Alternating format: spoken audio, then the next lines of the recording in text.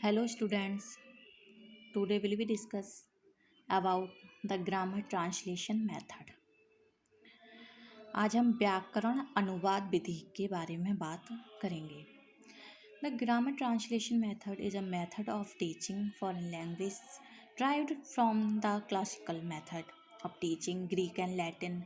In grammar translation classes, students learn grammatical rules and then apply those rules by translating sentences between the target language and the native language. Advanced students may be required to translate whole texts word for word. The method has two main goals: to enable students to read and translate literature written in the source language, and to the further students' general intellectual development. देखिए, व्याकरण अनुवाद विधि ये विदेशी भाषाओं के शिक्षण की विधि है. इसकी उत्पत्ति ग्रीक और लैटिन भाषा से हुई है. व्याकरण अनुवाद कक्षाओं में छात्र व्याकरण के नियमों को सीखते हैं और फिर लक्ष्य भाषा और मूल भाषा के बीच वाक्यों का अनुवाद करके उन नियमों को लागू करते हैं. उन्नत छात्रों को पूरे पाठ को शब्द दर शब्द अनुवाद करने की आवश्यकता होती है. विधि के दो मुख्य लक्ष्य हैं: छात्रों को पढ़ना और अनुवाद करने में सक्षम बनाना, स्रोत भाषा में लिखा गया साहित्य, और आगे के छात्रों का सामान्य बौद्धिक विकास करना. जब शिक्षकों ने 19वीं शताब्दी में अन्य विदेशी भाषाओं को पढ़ाना शुरू किया था तो उन्होंने अनुवाद आधारित दृष्टिकोण का भी उपयोग किया, जैसा कि लैटिन भाषा को पढ़ाने के लिए इस्तेमाल किया गया था. इसकी कमियों के लिए इस पद्धति की आलोचना भी की गई थी. नेक्स्ट है इसका ऑब्जेक्टिव्स. इसके उद्देश्य क्या हैं? As we mentioned before that the main objectives of the grammar translation method are to enrich the Latin and Greek literature in order to get the benefit of the mental discipline and intellectual abilities which is the result from the foreign language study. The main objectives of the grammar translation method are given below. Students are able to read the literature which is written in the targeted language. यानी छात्र उस साहित्य को पढ़ने में सक्षम हैं जो लक्षित भाषा में लिखा गया है. They are able to translate from and into the targeted language. वे लक्षित भाषा में से अनुवाद करने में सक्षम हैं. They are able to enhance their skills and reading and writing. यानी ये पढ़ने और लिखने में अपने कौशल को बढ़ाने में सक्षम होते हैं. देखिए, व्याकरण अनुवाद विधि का मुख्य उद्देश्य मानसिक अनुशासन और बौद्धिक क्षमताओं को लाभ प्राप्त करने के लिए लैटिन और ग्रीक साहित्य को समृद्ध करना है, जो विदेशी भाषा के अध्ययन का परिणाम है. इसके जो उद्देश्य हैं हमने बताए हैं, जैसे कि छात्र को साहित्य पढ़ाने में सक्षम बनाना जो कि उस भाषा में लिखा गया हो, उसको अनुवाद करने में सक्षम बनाना, उसको पढ़ने लिखने और कौशल को बढ़ाने में उसको सक्षम बनाना. ये सब ग्रामर ट्रांसलेशन मेथड के ऑब्जेक्टिव्स हैं. नेक्स्ट है करेक्टरिस्टिक्स यानी विशेषताएं. The major characteristics of the grammar translation method are given below. देखिए, the main purpose of the grammar translation method is to learn a language in order to read its literature to benefit from mental discipline and intellectual improvement.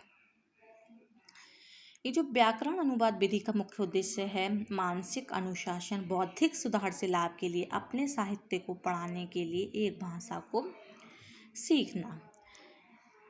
GTM takes vocabulary from reading text the teachers teach through translation, memorization and dictionary studies.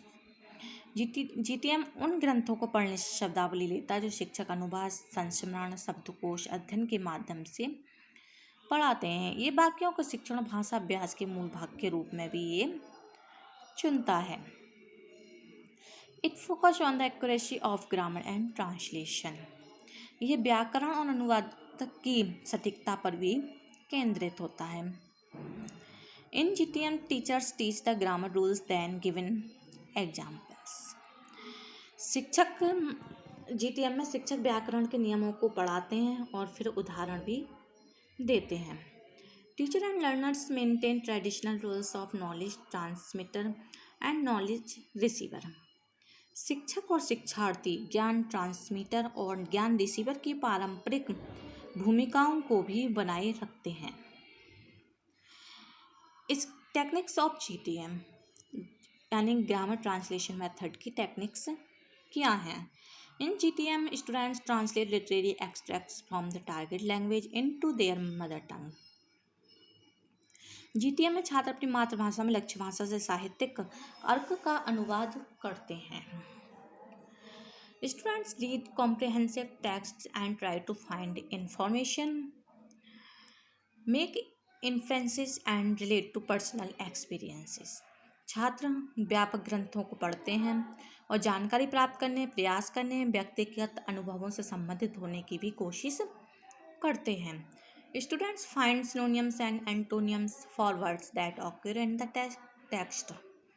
छात्रों को पाठ में आने वाले शब्दों के लिए समानार्थक शब्द और विलोम मिलते हैं। Learners are taught to identify cognate while learning spelling and sound patterns between mother language and targeted language. शिक्षार्थियों को मातृभाषा और लक्षित भाषा के बीच वर्तनी और ध्वनि पैटर्न सिखाकर संज्ञानात्मक पहचानने के लिए इसको सिखाया जाता है। They try to understand the grammar structure first and later apply them to examples. ये पहले क्या करते हैं? व्याकरण की संरचना को समझाने की कोशिश करते हैं, बाद में उन्हें उदाहरणों पर लागू करते हैं। जीटीएम में छात्र द्विभाषी शब्द संग्रह, व्याकरण के नियम और व्याकरणिक प्रतिमानों को भी याद करते हैं। शिक्षार्थी आमतौर पर उन्हें वाक्यों में लागू करने के लिए शब्दावली याद करते हैं। वे लक्षित भाषा का उपयोग करके किसी विशेष विषय पर पैराग्राफ, निबंध या सारांश भी लिख सकते हैं। इसके कुछ लाभ दिए गए हैं। First, the teacher need a few specialised skills on particular topics, यानी शिक्षकों को विशेष विषयों पर कुछ विशेष कौशल की आवश्यकता होती है। The learners have to read the classic literature which develop their mental and intellectual ability.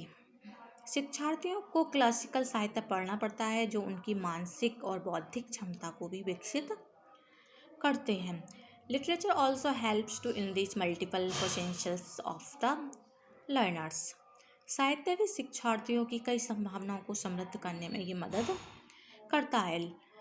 GTM छात्रों को लक्षित भाषा के पढ़ने और लिखने की दक्षता में सुधार करने में भी ये मदद करता है।